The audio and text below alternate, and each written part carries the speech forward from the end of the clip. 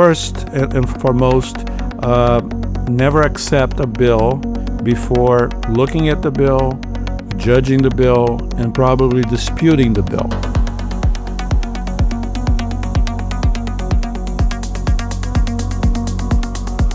Today, I'm so happy to welcome Dr. Fernando Branco, Chief Medical Officer of Midwest Employers Casualty. Welcome, Dr. Branco. Well, thank you, Kaya. Thank you for this great invitation in such a very, very important topic. Yes, before we dive in, will you tell us a little bit about your background and how you ended up at Midwest? Oh, I've been a clinician for 30 years. I graduated in the mid-'80s. I think now everybody can sort of guess my age. And after that, I worked for 30 years in clinical practice. I did residency in physical medicine and rehabilitation. And as I work with this kind of patients, I also noticed that I probably should learn a little bit more about pain. And I became board certified in pain. And because you guys know that we had a narcotic epidemic for last 25 to 30 years, that now it's finally winding down, I decided also become certified in addiction medicine. And that's what I practiced for my last 15 years, all three of them. And today, this is so critical in the work comp world, especially, and it's something that often gets overlooked because we're often thinking of, at least in the restaurant world, the slip, trip, and fall, and sometimes it gets overlooked of the addiction that happens when someone is given an opioid for pain. And so I imagine that this has become a very important thing over the last several decades with you. Absolutely. And the thing that's important about that is that 98% of the time, you have a fall and there is some injury and the doctors do a good job and the person gets back to work. The problem is that the 2% that keeps lingering and then it keeps going back and back and back, and we do the crazy surgeries and the right surgeries and the right procedures. And in the past, the paradigm has shifted. In the past, we used to have the easiest solution for all the doctors was, I don't know what else to do with you, let me give you narcotics. And that was the standard practice. It created a lot of problems, not just financially, that was terrible, but also for the patients. And this is a good segue to talk about our topic today, which is medical inflation. Will you first give us a high-level picture of medical inflation and what you're going to talk about today? Medical care always been expensive. We know that, hospitals and doctors like to be paid well. I'm a doctor. I know how it works. But lately, what used to be a slope of increase, it became an exponential increase. As a physician, I'm absolutely flabbergasted sometimes with the charges that come. I don't even know if some of the physicians that are actually doing the procedures understand how much is being charged. And we'll talk a little bit about this, hopefully, in a few minutes. Why is it that doctors are even detached to this billing piece of this whole process? Because in the past was more the doctor doing the billing. And now, unfortunately, it isn't the doctor, but it has increased exponentially in the last 10 years, in the last 5 years, even worse. And there are some reasons for that. And what would you say is driving this medical inflation? Well, I'll go back into the problem that we just mentioned. There was the narcotic epidemic that created, to a certain degree, a dependency of millions. We calculate now between 20 and 30 million people that are dependent on the medical care system, including hospitals and doctors and pharmaceutical companies with their drugs, their procedures, their follow-ups. And these were young people we're talking about. We're not talking about the regular elderly people that need care. We're talking about the 25 to 45 years olds that are now dependent on the system. And the system made a lot of money out of that. What happens when the paradigm shifted. It shifted, and boom, now we don't have all these patients. Now they're all coming out of these drugs. They're not using these drugs. And how do we maintain the flow of money? There's a lot of things that have been added. A lot of them are new medications, and some are fantastic medications. They're out there, medications for cancer, medications for chronic diseases like psoriasis, all sorts of things. And most of those drugs are very, very good drugs. The problem is they have to make up the money that they used to make. In these pills, they get absurdly high prices, and we know that the American public pays for probably around 80% the profit of most drugs. And I think we all know about that. We're not going to go into the details about that because it gets too heated up. But the issue is that other countries don't pay. We pay. And one of the things is that all these new drugs, all these new procedures that are coming in, ketamine injections, new electronics being installed on patients, all of this is increasing the price of medical care.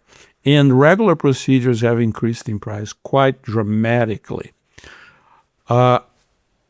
Also, we have this idea that COVID didn't change everything, but COVID did change things. The whole world went crazy. We had the post-COVID inflation, natural inflation, regular inflation, right? That we all expected to happen. And that, I think, it sort of got stuck also into the medical area, but it went into an excessive inflation in the medical side. And also, I think what ended up happening with this, and I'll tell you, I grew up as a kid in a country that had an inflation of 1,000%. And what happens when you have a lot of inflation is everybody's trying to catch up. I call like a game of chicken.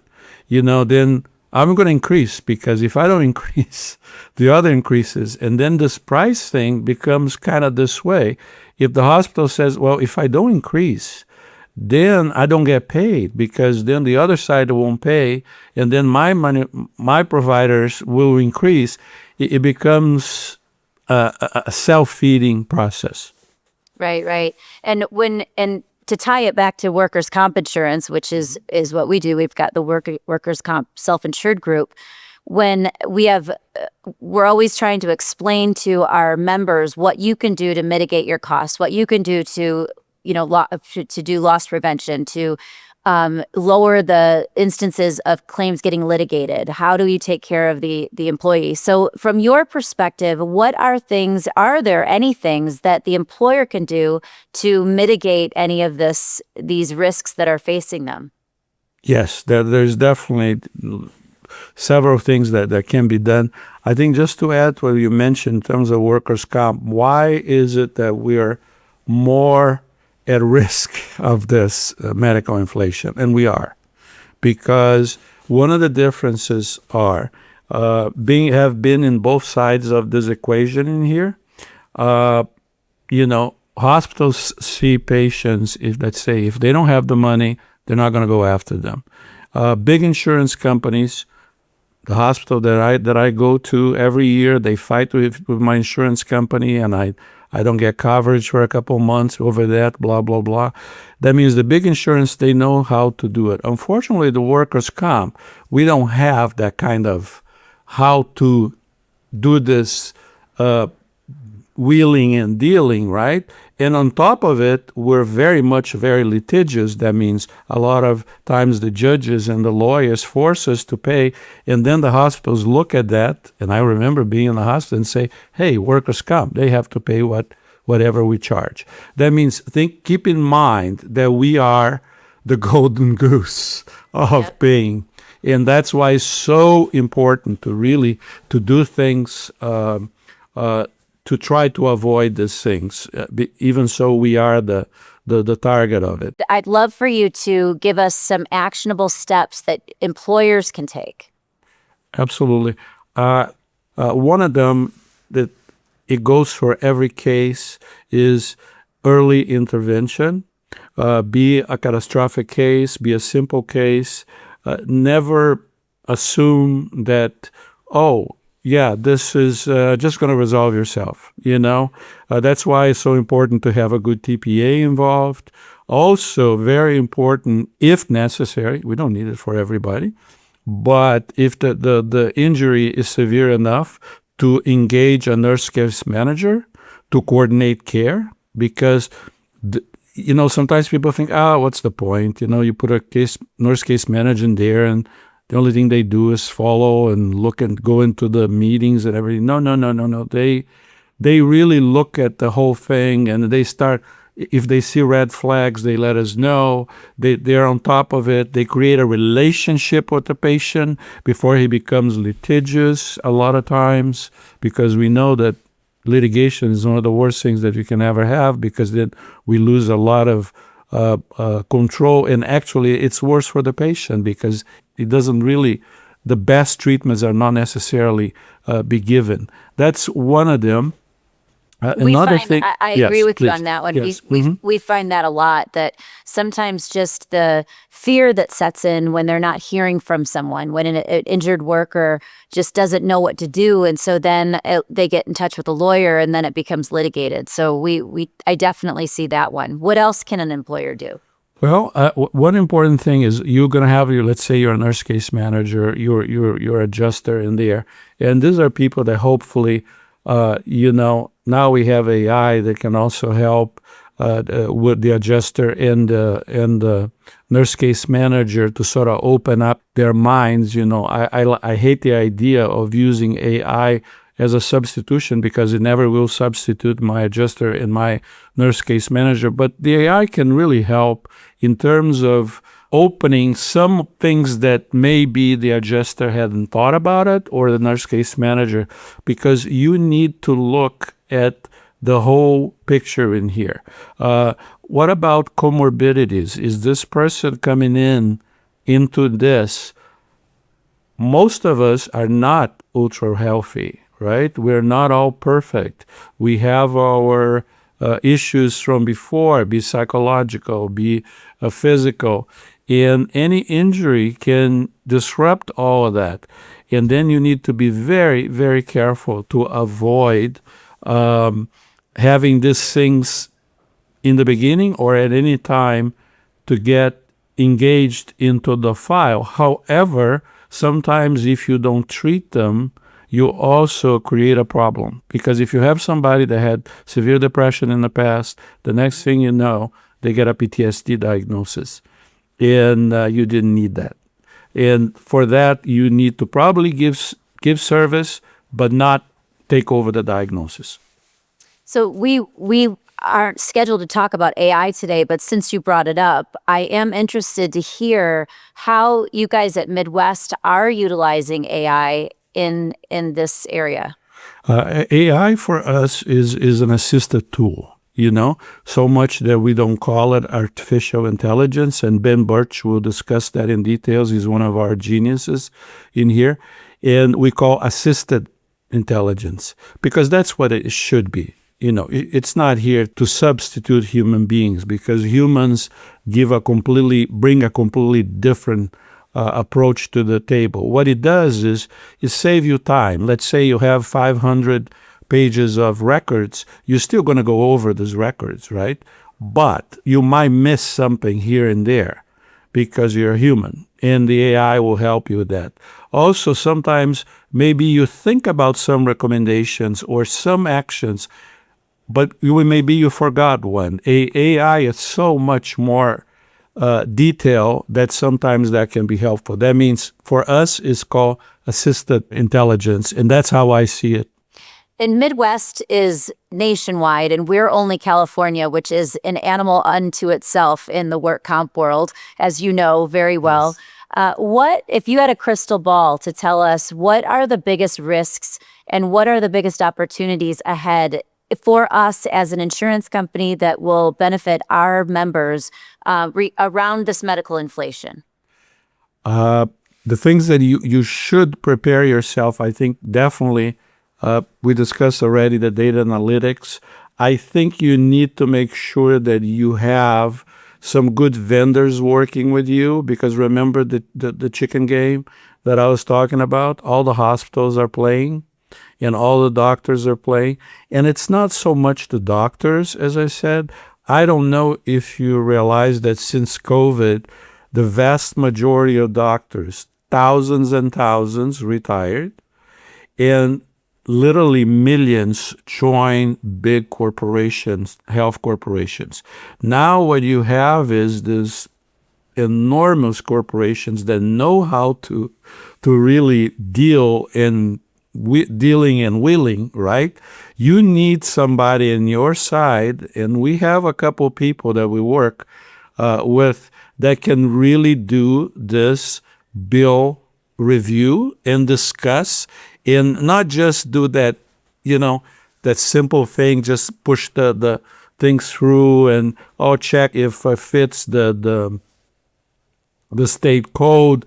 It has to be a much deeper, like, for example, if you're in California, get somebody that specializes in California, know the providers, the big providers, because one of the things is you say, I don't want to pay this $800,000 bill. But if you know the managers that work in certain offices, and some companies do, and you are able to make good arguments, and you bring it up, a good ways to do this discussion without being, it will be confrontation to a certain degree, but not, to the point that the other side is just going to say, I'm not dealing with you.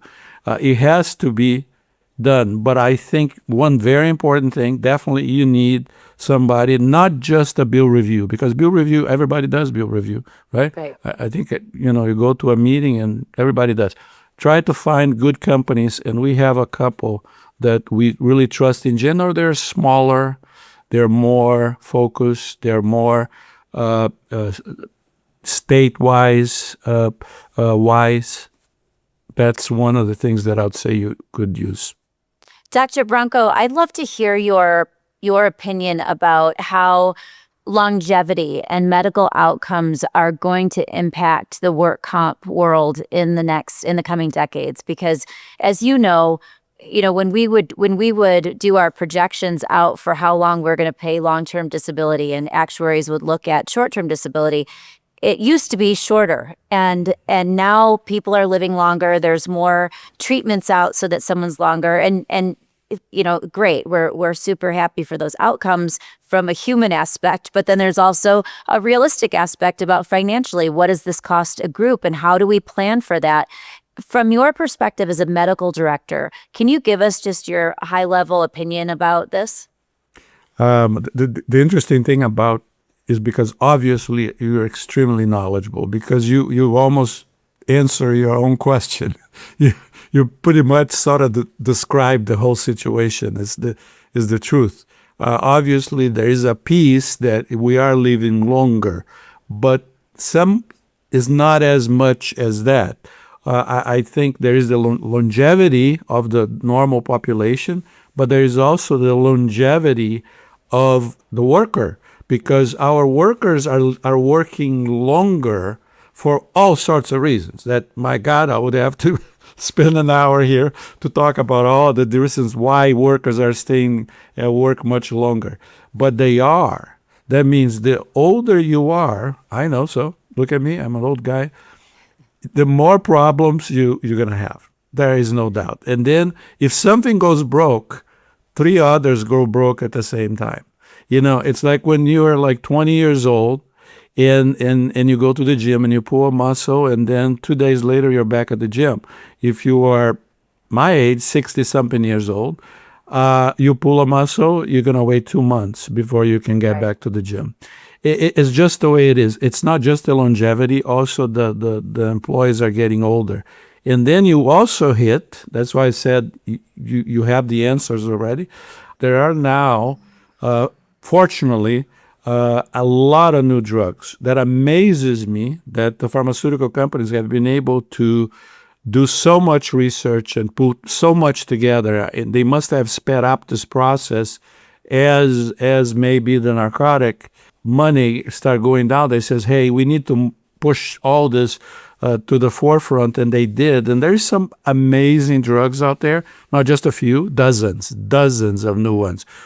Be for headaches, they're very expensive, but very helpful. But also some that are almost impossible not to approve. There are drugs for cancer, as I would like to mention one that has changed completely, more than one actually. The prognosis of multiple myeloma, that was a death sentence to anybody. You would die in 2 to 3 years. And now I have a patient that's alive for 15 years. Wow. With multiple myeloma. Absolutely, that is going to affect how we reserve. And that's one of the reasons, at least internally, we do a lot of what we call roundtables, and we analyze a lot of the files. I'm directly engaged. I have 6 nurses also that are heavily engaged on these files. And as soon as we see this kind of, or cancer, or a new drug, or this or that, I will do a deep analysis, and then we work with the group to make sure that we're reserving appropriately. Yes, you're going to have to adapt to that. That is a true reality. I agree with you. I see that we could talk for 45 minutes on it, because now you just brought up another thing I want to ask your opinion about, and that is the cost of pharmaceuticals. As you know, I'm very familiar following Mark Cuban's new cost plus model, where he's trying to disrupt the pharmaceutical industry. There's many people, back in the day when I was working for a congressman, I helped to get a legislation passed that allowed MS patients to get a certain drug that wasn't being allowed until someone was no longer ambulatory. So they were waiting till the disease progressed so much that they couldn't walk anymore. So just the illogical and inhumane decisions that are made every day on pharmaceuticals, and who gets them and who gets access to them and how they're priced. And yet I see the other side of it, where I just finished a program at Stanford, and we were talking about, creating drugs and inventing drugs, and that how much cost goes into that, and shouldn't these private drug companies be allowed to recoup their cost after? So it's a very hard argument, even though they're also subsidized often by the government. So I'm familiar with all the different arguments, but I'm really more interested to hear your perspective on what's happening in the drug pricing world. Again, I think you are so well informed that it's kind of hard for me to add so much to what you just said. What I mentioned before is that the reasons are not up to me to be discussing in here, but the vast majority of the profits that need to be made, as you clearly stated, because America pretty much creates most of these new drugs that we need. We're saving people. When I see these drugs and working, I was like elated, because I lost so many patients with multiple myeloma in a couple of years. These are young people, vibrant. Who knows? Maybe we can keep them alive and see their kids graduate. That means this is amazing. But how is this can be resolved? I personally don't have a solution, but we needed to have a price that is reasonable enough that the insurance are not going to go broke, right, that the patient is not going to go broke for paying for this medication. Some of these pills cost $30 a pill, $50 a pill. I have infusions now that cost on average $15,000 an infusion, and you're going to do it 2 or 3 times a month. That means, right, how is this possible? That's not possible in no real world. In other countries, at least in my limited experience, is because they have the systems, they say, we're just not paying, Right. And then because in America, it's one way or another, or people pay from their own money, or the insurance get pushed, and workers' comp also gets pushed to pay for. We end up paying this exorbitant amounts of money. But you're absolutely right. We need to compensate the pharmaceutical companies, because if we stop, we're not going to have drugs. Right. If they don't have the money, we don't have drugs. And we don't want this to stop, because this is what's making us live longer and longer and have a much better life quality. Yep. It's the ultimate catch-22, isn't it? Yes, it is. Yeah. Okay, before we go, Dr. Branco, can you give us a couple takeaways that a restaurant owner can do or know this week about medical inflation? Yes, something very short, just to hopefully to stick to your mind after this conversation. First and foremost, never accept a bill before looking at the bill, judging the bill, and probably disputing the bill. Because in today's system, we have to do that. It's unfortunate. Also, be updated in what are the new treatments. Even for simple injuries, doctors are injecting all sorts of strange procedures, more expensive procedures. Just be updated. And if you don't know what it is, hey, you have AI, go read a little bit more. Is that appropriate, not appropriate? And be proactive. Don't wait. Don't be reactive. Thank you so much for your time. Thank you so much, and I'll definitely be looking forward to another conversation. Maybe we'll have more time. We can discuss a little bit more. I love to talk about these topics. Excellent. Thank you. Have a wonderful day. You too.